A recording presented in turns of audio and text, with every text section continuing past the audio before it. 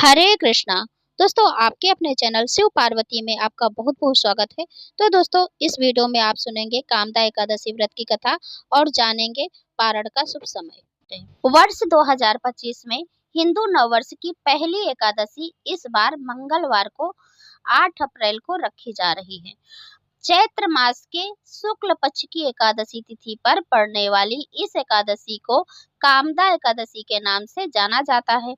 धार्मिक ग्रंथों में यह तिथि बहुत खास मानी गई है, क्योंकि यह एकादशी श्राप और राक्षस योनि से मुक्ति दिलाने में कारगर है। और धार्मिक ग्रंथों के अनुसार कामदा एकादशी व्रत करने से जाने अनजाने में किए गए सभी पाप नष्ट हो जाते हैं। साथ ही साधक के सुख और सौभाग्य में वृद्धि होती है।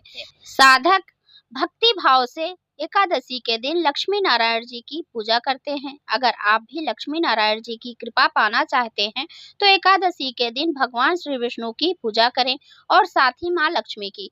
यदि आप व्रत रखते हैं तो भी इनकी पूजा कर सकते हैं। यदि नहीं रखते हैं तो भी इनकी कृपा यदि पाना चाहते हैं तो इनका कथा का श्रवण कर सकते हैं, भक्ति भाव से इनका पूजन कर सकते हैं। इससे भी नारायण भगवान की कृपा उन पर बनी रहती है। तो चलिए अब हम कथा का श्रवण करते हैं। और दोस्तों, यदि वीडियो अच्छा लगा तो लाइक भी जरूर कीजिए।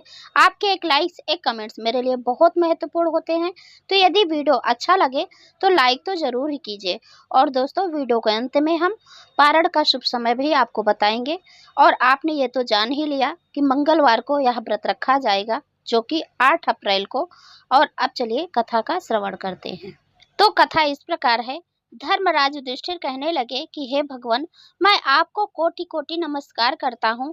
अब आप कृपा करके चैत्र शुक्ल एकादशी का महात्म्य कहिए।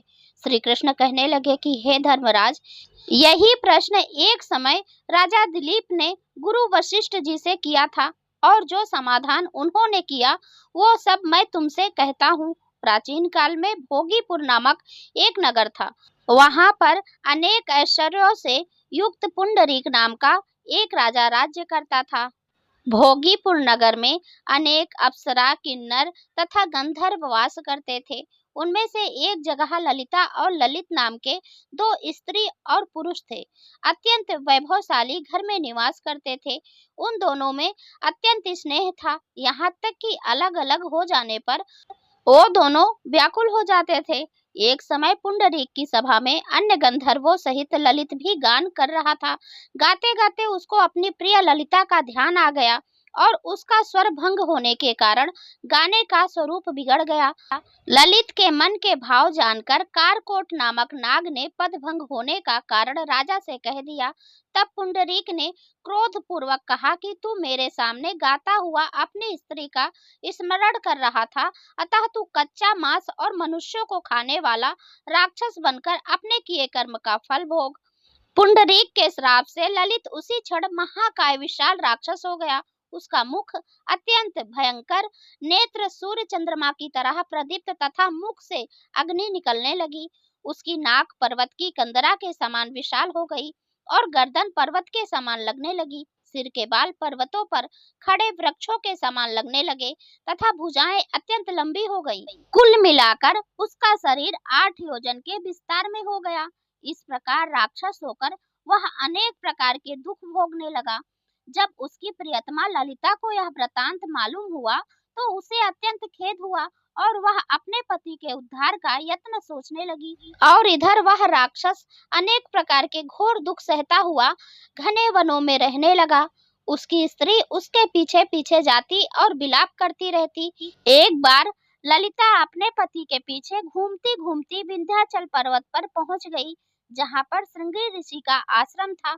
ललिता शीघ्र ही श्रृंगी ऋषि के आश्रम में गई और वहां जाकर विनीत भाव से प्रार्थना करने लगी।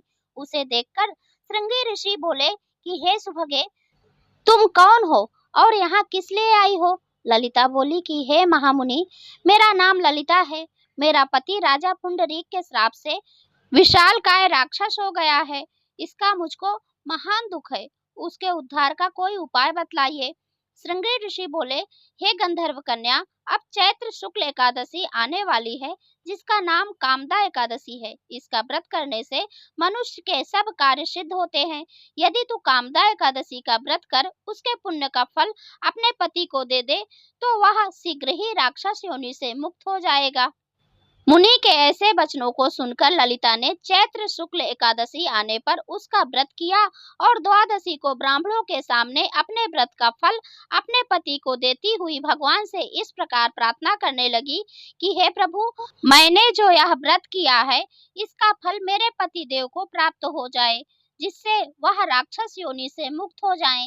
एकादशी का फल देते ही उसका पति राक्षस योनि से मुक्त होकर अपने पुराने स्वरूप को प्राप्त हुआ। फिर अनेक सुंदर वस्त्र आभूषणों से युक्त होकर ललिता के साथ विहार करने लगा। उसके पश्चात वे दोनों विमान पर बैठकर स्वर्गलोक को चले गए।